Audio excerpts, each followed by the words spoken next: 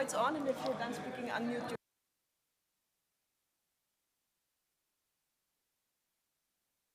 Okay. Good afternoon. I hope you can hear us. Good afternoon, everybody, and welcome to the next session. Today, producing assistive technology locally and with user-led organizations. Please feel free to stay. You're all welcome. Thank you. Okay. Let me introduce myself first. My name is Cerridwen Johnson, and I lead advocacy and communications for AT-Scale, the Global Partnership for Assistive Technology, and I'll be your moderator for this session today. And the session aims to showcase some of these fabulous Zero Project Awardees today, their innovations and initiatives to redefine local production and inclusive design to advance access to assistive technology for those who need it. So in a few moments, you'll hear from the three awardees. On my right, Ben Oldfrey, lecturer at GDI Hub in the United Kingdom. Tetiana Karapetian, I hope I pronounced that correctly, co-founder, fundraising and partnership expert at the Blagame Charity Fund in Ukraine, and Leila Danishvar, founder and research and development director for Lord Care MENA in Iran. So I know, obviously, very much looking forward to hearing from the three of those awardees. Also, please note that we're very, very honored today to have Petra Plika here. There she is. And throughout the session, she's going to be doing what we call a graphic facilitation. So she's listening intently and mapping what she hears on this big sheet of paper here in the corner.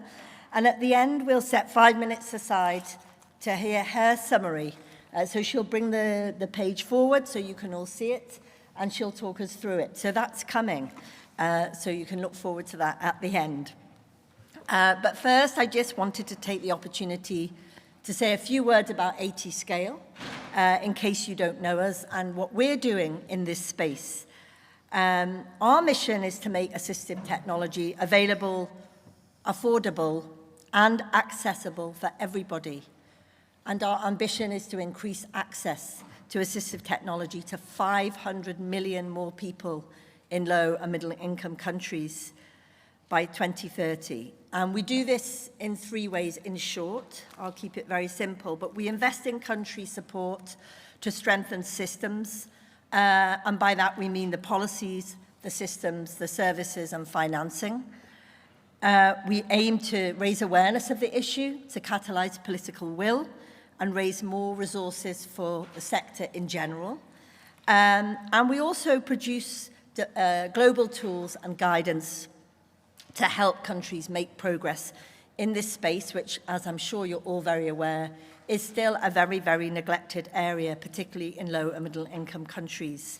And much of this guidance is actually focused on market shaping and understanding assistive product markets and the market level barriers that are standing in the way of both supply of and demand for assistive products that are affordable and of good quality. And some of the challenges are the fragmented markets and limited economies of scale, low availability and lack of affordability for quality products, limited investment in research, in development and local innovation, and exclusion from insurance or public health benefit schemes. So literally hundreds of millions, of people in low and middle income countries just are not able to access the assistive products they need to thrive and to participate in daily life. And so that's one of the big issue that AT-Scale seeks to address. And solutions are so important to find and very, very tough to crack. We at AT-Scale have produced now 2 reports on assistive product markets, and also a guide to market entry in Africa, which you will find on our website. And then in relation to this session, We are supporting an initiative called Made AT Kenya, which is implemented by Motivation UK. And the aim of that is to explore what viable local production of wheelchairs requires in practice, which we hope will help us and everybody trying to access the assisted product markets and to understand it better, to help us all to learn and to improve. So we're building evidence on how local production can become investable, sustainable, and integrated within national assistive technology systems. And with us on this panel, again, as I already said, we have 3 awardees who are all directly working on this, and they have a lot of experience to share on this topic. So I'll stop there about 80 scale, but please do come and find me, speak to me, look at our website if you want to find out more. And now I'd like to turn to our first panelist for the day, Ben Oldfrey, and he's going to present the AT 2030 local system strengthening initiative that he led in Nepal. So over to you, Ben, and welcome. Great, thank you very much. I'll open the slide, if we could get the slides. Pressing the green button. Oh, there we go. Hi, so I'm Ben Oldfrey. I'm a white man in my 40s, majority brown hair still. I've got a blue shirt on, purpley blue blazer. Let's say that's for inclusive blue sky thinking today. And I'm really pleased to have this badge, which I've gained in the last 20 minutes for the Zero Project. So that's great. So if you're, you may or may not be familiar with the GDI Hub, but some things to note about it is that we're a community interest company based in London, and we're also an academic research group at University College London. And we like to think we're the magic in the middle of that. Though having those 2 entities as one means that we can operate in different ways. We can implement projects, and we can do research and the vital evidence building that we see is often missing. And a lot of the time we look to do both of those things at once. So for this topic of local production today, it's important to say that although we're talking about local production, really, like what we need to be moving towards is systems approaches that combine global and local models. If something's scalable to a large scale, globalized mass production routes are fabulous. You know, they're how we get most of the products that we have. Assistive products are no different. Mass manufacture gives us low unit costs, regulation, standardization, sustainable business models. But the monopoly that has will always leave out things that can't be supplied in that model. We need local production as well, as hard as it is. Some key bits of why we need that: individualized needs, complex needs that there's not an imported product there. It needs to be made for that person. It has to be made local.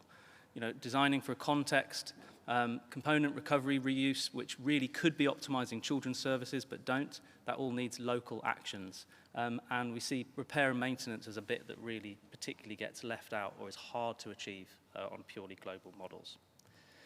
So, but this is really hard. There's so many challenges for smaller scale production. Quality assurance being top of the list, that's what comes to people's mind. How can we make high quality products locally? Viable business models, building the capacity and skills that we need and retaining them, that's a real one, really big one. Building trust for users, other stakeholders, funders in locally made devices, and identifying what's suitable for local manufacture and what isn't. Because again, this isn't about trying to move everything locally, it's about fulfilling the gaps that can only be fulfilled locally. And what scale can this work? How can we overcome these challenges? You know, when I talk about local, I'm usually meaning everything but global. You know, even if it was on the same continent, that would be of benefit. So national scale, are we talking about centralized within urban centers? What do we still need at a smaller scale than that, ideally? So I wanted to talk today about our work that we're doing with the local system strengthening in Nepal. So critical to this work, although we had sort of strong ideas from the other work that we do in other countries, our starting point was developing a local community, a community of practice, to make decisions on what we'd work on, find out what's needed, what could work in the Nepali context, find out more about the Nepali context first, but also just bringing together the right local partners that we need, manufacturers, clinicians, NGOs, allied health professionals, and people from within the system that we could draw together to build the right expertise into the teams that we need. You know, you need the people on board and guiding decisions and leading the work as quickly as possible, or you're not developing anything locally, really. So I want to give you a flavour of some of the sub-projects within this, but more on some of the hows and the whys with this rather than the technical content, although happy to talk about that at the time. So one of the pieces that we started to work on early on was wheelchair spare parts. It comes up in conversations a lot. So as well as systems mapping, we started working with a local partner, CDCA, which is the Centre for Disabled Children Assistance, as well as a child focus. They're also the largest importer of wheelchairs in Nepal, and they have a user-led workshop, a repair workshop in Kathmandu. So we are identifying parts that could be addressed in that system, and we're moving to other parts that we could be working on as well, working within variety of manufacturing approaches within Kathmandu. So that's one piece. Another project we've been working on is digital fabrication of prostheses. This was with UNICEF and with a remit to address injuries in disaster areas in Nepal. Disasters in Nepal are regular. It's not if, it's when they next happen. I could go further into technical detail on this, but the bit that I wanted to pinpoint with this, what we did here, was the initial training we did. You know, we did a 5-day training program on digital methods that brought in was invited countrywide. We had 17 prosthetics and orthotics staff come in who weren't involved in this initial project, but the reason we did this was with a view to future work. You know, we need to look at ways to overcome the short-termism in many projects, similar projects that we see, and by training a larger network of personnel, we see that possibility of scaling in future work as possible, and that is what we're doing now, and I'll come to that. So that was the point I wanted to make on that one. Another project that we were looking at is the production of locking prosthetic liners. So we've been working on trialing these products. This is actually the version 9 of these products, but this is the first locking one. Liners are prohibitively expensive to import. They're very hard to make work in low-income settings, but we want to see if we can make them viable. If you've got more vulnerable skin, as with patients with leprosy, but also diabetes, which is on the rise globally, if you're in a high-income setting, you wouldn't put somebody into a lower limb prosthesis without adequate cushioning and the stability that this inner product gives you, unless you just face massive damage risks. So a point that I wanted to make with this one is that, like critically as we're doing with other projects, is that we're studying the implementation model. You know, the clinical fit. This is with a single site, a large hospital in Pokhara. But we need to understand how to train clinicians on a new product being brought in, how we train users on that product, what the value chain will look like, both in terms of supply into the hospital and within. These are the challenge points that we see, and they're make or break for these innovations. The production works. The design we think is good. We've had other testing for that, but that's only a piece of the puzzle. So those are just some quick examples of some of the projects within this that we're working on Nepal that we see as growing in size for the economy, for the ecosystem with the community that we work there. But now that we've got the basis that we've developed with those sub-programs, the ways of working, the relationships, and the right stakeholders, strong government buy-in, we're now moving on to the bigger projects that we dreamed of. You know, a repair and fabrication hub across 7 provinces, based on some of these product sets, and a wider program with Royal Academy of Engineering of 10 innovation pilots across the country. That's what we were dreaming of, you know, 4 years ago-ish when we started engaging, but now we're able to start to do those things with a better trajectory, hopefully. So some key takeaways from that, we think, is that for global institutions, starting with a local community, sorry, I should have done that slide before. For global institutions, starting with a local community is slower but vital. Design and production is only part of the puzzle. You know, the people challenges are hardest. Tracking and evidence building is needed to gain traction and keep growing and understand how to improve. We haven't touched on it so much, but global ecosystems can and should enable local actions. Thank you.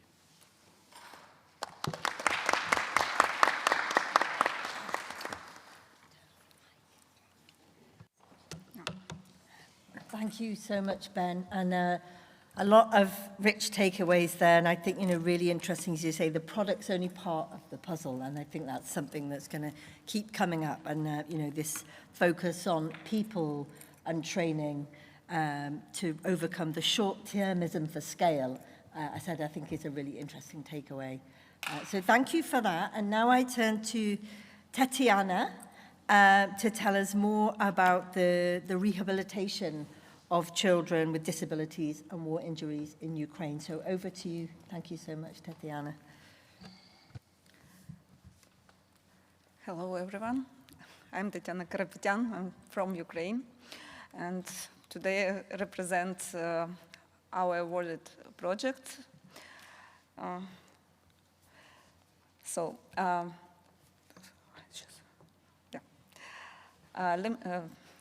I would like to start from limited access to quality rehabilitation services. And Brave in Spirit, it's a Blagomai Foundation initiative focused on improving access to inclusive medical rehabilitation in Ukraine through local solutions and strong partnerships. As a result of the war, many children and adults require long-term rehabilitation, yet modern equipment and accessible rehabilitation spaces are often missing at the local level. Project Brave in Spirit, what we do? Brave in Spirit creates local inclusive rehabilitation centers, bringing modern medical and assistive equipment closer to communities so children and adults can recover with dignity near home, even during war.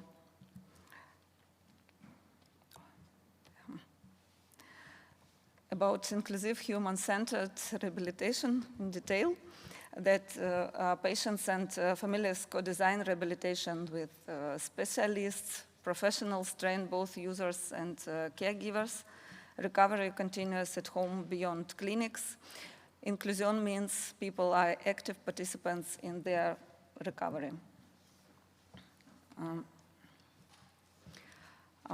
From equipment to independence, we provide rehabilitation trainees, therapeutic systems, assistive devices, and these solutions directly support mobility, functionality, and participation, especially for children and people with disabilities, especially who live near front line. Impact on the ground through Brave in Spirit, the Blagomai Foundation has delivered 150 units of rehabilitation equipment, 10 equipped rehabilitation centers, support to nearly 16,700 patients.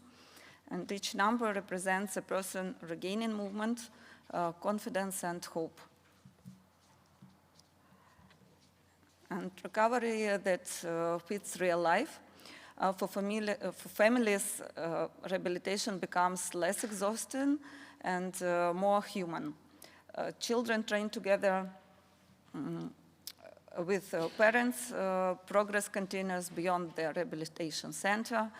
Routines are rebuilt in everyday life. So recovery becomes part of life, not a separate burden.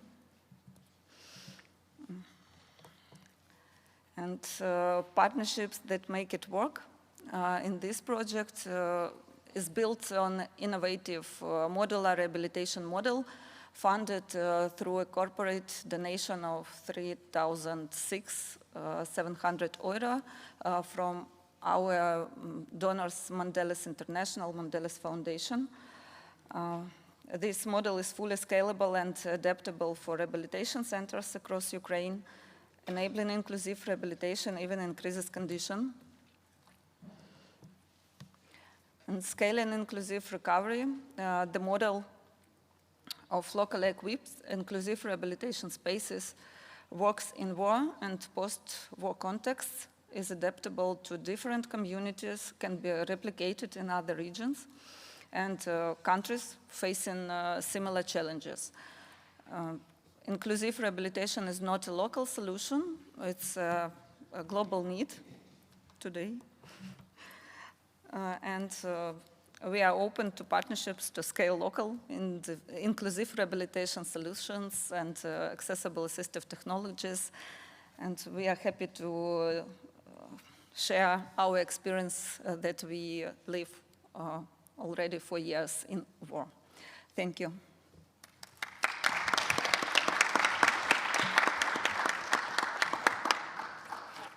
Thank you. Thank you so much, Tatiana. And I'm sure we all know the importance of rehabilitation and how that really goes hand in hand with assistive technology. The impact is so impressive, and we know that what you shared with us today is not only life-changing but life-saving for every single person that was involved in that initiative. So thank you very much, and award well deserved, Tatiana. And finally, last but no means least, I pass to Leila, who's going to be talking about her company there in Iran. I'll leave it to you to share everything about it. So over to you, Leila. Hello, everybody. Before I start, I just begin with a brief description of myself. I'm a Middle Eastern woman with Iranian Azerbaijani background. I have a shoulder length hair with light brown color. I'm wearing high neck top and a black blazer. My name is Leila Daneshvar. I'm the founder of Lord Kermena, and I'm presenting the company with my dear partner Anna Rosberg from Sweden, and our CEO Akram Goli, that unfortunately because of the situation in Iran couldn't come, but I'm honored to present the full team. We are a women-led company, and we manufacture affordable disability equipment in Iran. And the problem that we faced, it wasn't just the lack of products. That's how we started it, to see that actually there is no products for people with disability. And in these kind of countries with lack of basic assistive technology and assistive devices, you don't start with innovation, you start with the basic of access. So it wasn't just lack of products, it was lack of policy, lack of awareness, and we had a big job to start with. Sorry.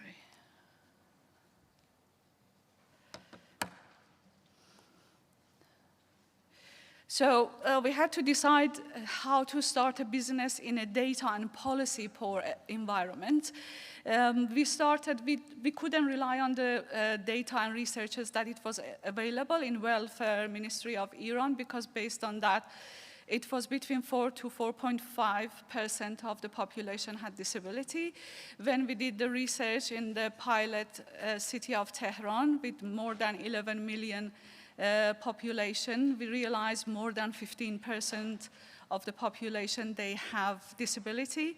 And then we had to, put priorities on what products we have to start. The focus became on the people with physical disability, and of course it includes people of age. I don't like to use the word of old, so in elderly section as well. Then we did the market research to see that what products are available, and I couldn't understand that there is absolutely nothing except wheelchairs, walkers, and cane. And I remember when I approached the disability organization, NGO in Tehran, the professor there, she held my shoulder and she said, "Where have you been all these years?" Then we realized we have to start from, I'm a mechanical engineer, I had to train myself.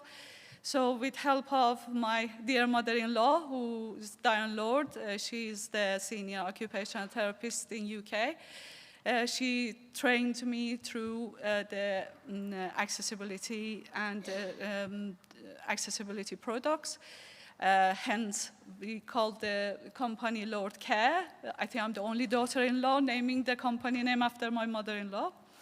So, she taught me through the products, and we realized we have to start from basic, which are grab bars. After that, we realized that we can't just copy the products. We need some kind of standards. We did research through European standard and British standard. We realized that the closest standard into Iranian architect and city planning was the British standard, which was easy enough for me to follow it. And then we had to adapt the standard, as you can see in the drawing. So we did the basic, we converted to the Iranian standard, and we provided that to government. So after establishing the business, we had to think about growth, how in a awareness-poor environment, how we can grow the company. Phase 2 was, it happened between 2014 and 2016, and we could secure investment kindly through our dear friend Anna Rosberg, my business partner. And after that, we could actually start manufacturing the grab bars in our workshop. Before that, because I started with my own saving, I couldn't manufacture any product. I just did the designing and outsourced the products to make it cost effective. From 2014 to 16, we could manufacture the basic products like grab bars in our workshop, and just took the service like paint from out of our workshop. It was by accident that this company, formed by women, but we just loved it so much. And then the third part of the team came along, Akram Goli, that she's Iranian. She has engineering background like myself. And we realized that, wow, there is not enough support for women in Iran. So we, in a way that is this kind of environment, industrial and technical environment, are mainly male-dominated. Not that I can say that it made it impossible for us. It was a winning point for us, but it wasn't flexible for especially for the moms. And then we decided we give chances to women for hiring. Then we started hiring. Okay, fine, we are manufacturing products for people with disability. We want to hire them. And they became one of our best employees. We decided that from now on, we are giving more chance to people with disability to hire them in our factory and in our sales team especially. From 2016 to 17, we realized that though we are a bunch of mechanical engineers, we cannot just stick to manufacturing products, based on metal frames and structures. We had to enter the soft product. We had good friends, Iranian-American company, that helped us to manufacture one of the best technology of the. Sorry, I do apologize for that. Yeah, as you can see, these wheelchair cushions, the only wheelchair cushions in Iran was Roho from US, that less than 10% of the population of people with disability could afford it. And that led to many bed sores and the pressure, wound that it was a big problem. We had to learn from wheelchair cushions and how we can make it breathable and to make it best possible. And of course, we had a short time frame. And it was a great success. And we started seeing that, okay, the basket of need for people for physical disability is more than what we thought, and we kept on learning alongside the business with it, and we developed more than 12 soft products to help to fill the basket of the need. In 2017, we could export first time with the help of my dear partner, Anna. We could export to Qatar, and we were so happy. We had 5 years contract with them.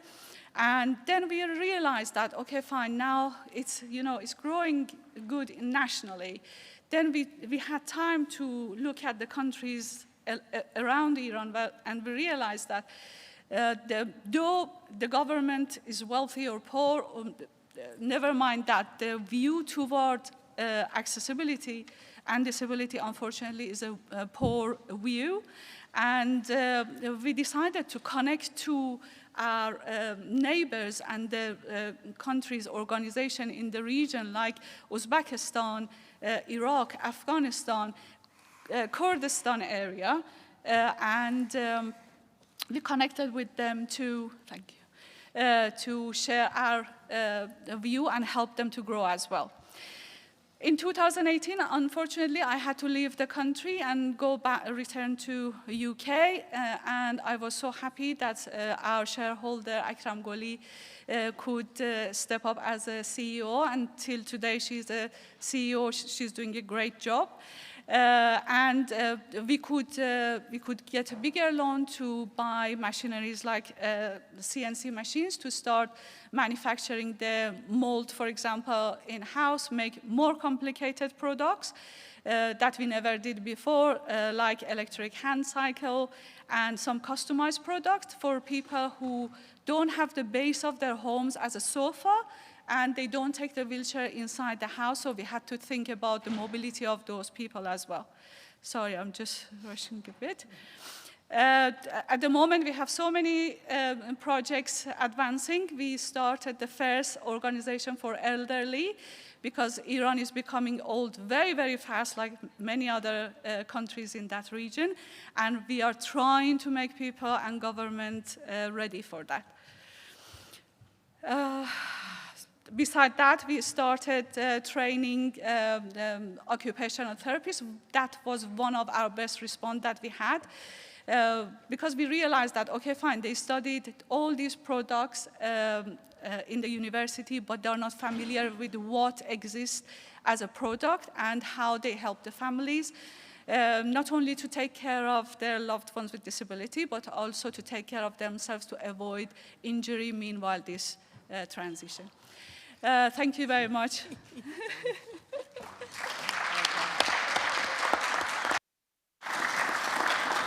That's wonderful, Leila, and truly impressive. And you'll have time in a moment as well to talk a little bit more. But thank you for sharing such an impressive achievement as well. So we've come to the end of the three panelists, and I'm sure that many of you have a lot of questions, and so we do want to give time for questions. But first of all, I have a follow-up question for each of you.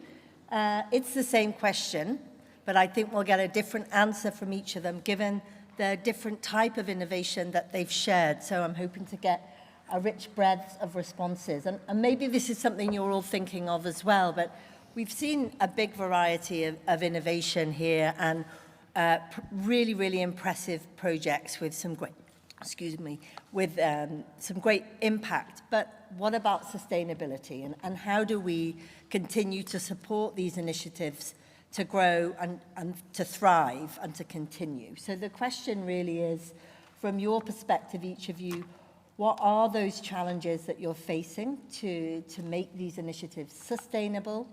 And please do share any ideas, solutions you have for that, or calls to action. Up to you. I think really, just given time, you try and stick within 2 minutes. So ask the timekeepers just put the time on for 2 minutes each, and that way we'll hear from you, but we'll also get a chance to hear from the audience as well. So maybe we could start with you this time, Tatiana, if that's okay. Over to you. Thank you. Yeah. Okay, if we talk about challenges for us, like organization in Ukraine now. It's a stable funding, actually, because when war started, many organizations, it's around 30,000 NGO in Ukraine have many important projects, and they also need funding and fundraise money, because we not support by our governments, and we have to make and save our partnerships with many international companies, Ukrainian companies, and personal private donors. This makes sustainability more difficult for everyone in our sector now. But anyway, this allows us to act more fast and to create more solutions and ideas which are not similar like with other European countries, because we have a very different fundraise model in Ukraine now. So this is a main challenge that we have. Yeah.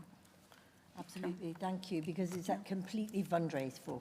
Yeah. Exactly, so you've done great fundraising, but needs more to make it sustainable for sure. Yeah, and I want to add that NGO who are in Europe, actually, they are lucky, because they can fundraise from governments, and it's really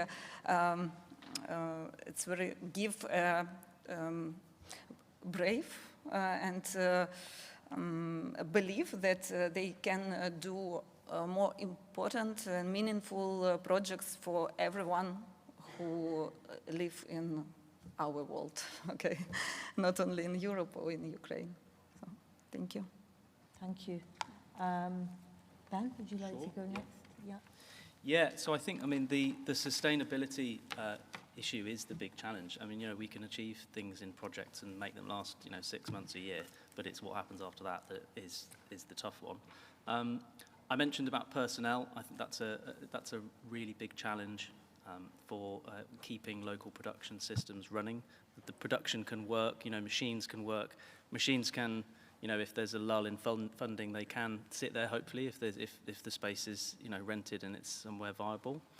But people, they need progress. They need an outlook of where their job role is going in 10 years' time. And in the first instance, they need trust in that job role, and that's really hard to achieve. So what we've been doing, as I said, what we've been doing in Nepal is trying to, from the get-go, look to train personnel countrywide, so that there's two things. There's the potential for developing projects more broadly, but also there's that peer support for a variety of job roles, because people also need development and training ongoing. It's not just about in that initial phase. So that's one piece.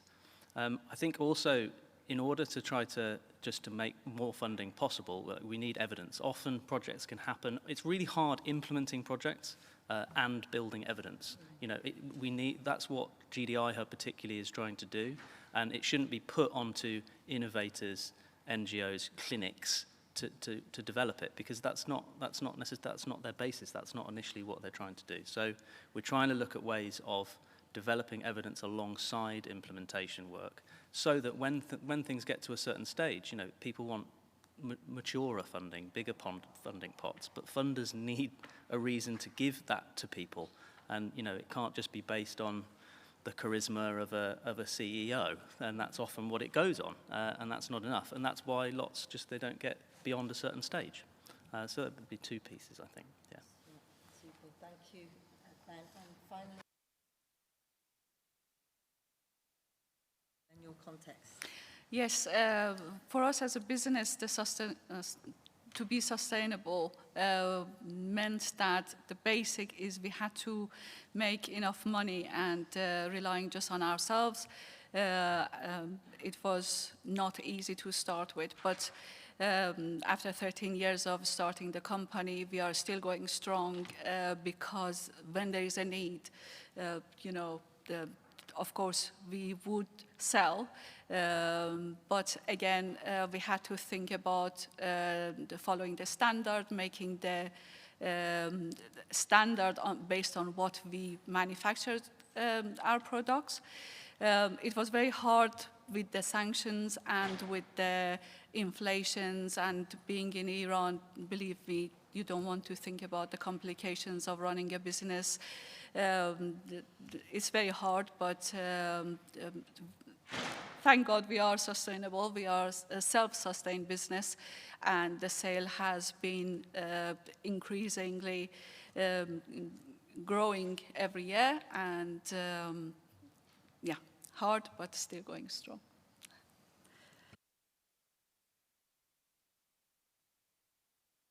Didn't put my mic on.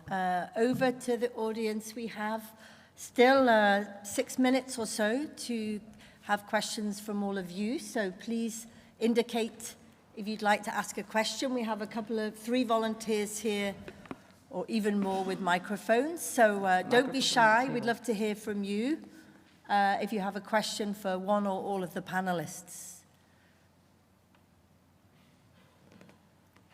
Oh, okay, so I don't know. Oh, you can just use your mic there. Wonderful. Okay. Please go ahead. It'd be great if you could just introduce yourself as well, please. Yes, sure. My name is Nigar Sultanova. I'm from Danceability, Azerbaijan. So great presentation. It was very interesting. My question is to Leyla Hanım regarding that. You said that you're doing the selling the products, for example, regarding the ramps. So it's like the ramps, for example, what I saw in a couple of days, it's like fitting in the suitcases, and it's very easy. For example, for us, we're doing the theater production, and not all the building is accessible, so it would be easy for us to create accessibility. If you're selling it to Azerbaijan, maybe yes or no. And also, 1 month before, I was just doing the research about hand cycling, so I would like to receive information about that also. Thank you. Just before you respond, maybe we'll take a couple more to save time. Was there someone else over there that had a question? No. Yes, please. Hi, Magdalena here. I'm working at Wienberg in Vienna, and I have a question for Tetiana. I wanted to ask which regions you're working on with your rehabilitation project, and then how far legal reforms in Ukraine are also impacting your work. Yeah. Okay, great. We'll take those two questions then. Could we start with you, Leyla? I mean, with my Azeri background, I would love to connect with you, of course, but thinking about Iran, one of the benefit is the geography of Iran is it's very accessible to connect, even through land, to other countries like Azerbaijan. And that's why we could compete with Chinese product, because there's no minimum quantity. I don't want to sound like a salesperson, I'm just saying that. Yes, of course, it's possible, and one of the training that we offer is that how to make now you're talking about theaters, but any other public building or place, we can help you to make it accessible. Yes. Super, thank you. And Tetiana, the question there was about the regions that you're working, and also to what extent the legal reforms are impacting your work. Okay, thank you for your question. We created rehabilitation centers in 10 regions. It's different regions. If you need more in detail, you can send me a message and I give you a presentation, and we can call and explain in detail. But anyway, these 10 rehabilitation centers near front of line, now where is war, not so far from border, maybe 20 or 30 kilometers from this line. Yeah, and the second one. How are the legal reforms in Ukraine impacting your work? Okay. All is legal. Yeah. We work from since 2012, and we have, as I understand your question about legal form, how we organize this, or? Yeah, my context is I'm EU project coordinator, and I'm working with a project in Lviv actually, and we are focusing on adults, and there are some legal reforms going on right now that prioritize also inclusion within the Ukrainian context. And I was just wondering also for your context if this is impacting your work or not, for example. Mm-hmm. Okay, we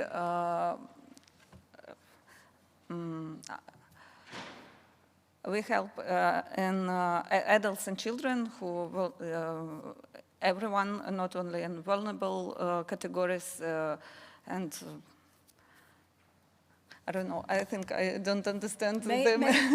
May I suggest, I think it's Delina, you said that you also connect afterwards the session. Yes, and you can it will be better. Yeah, absolutely. Okay, so thank you for that.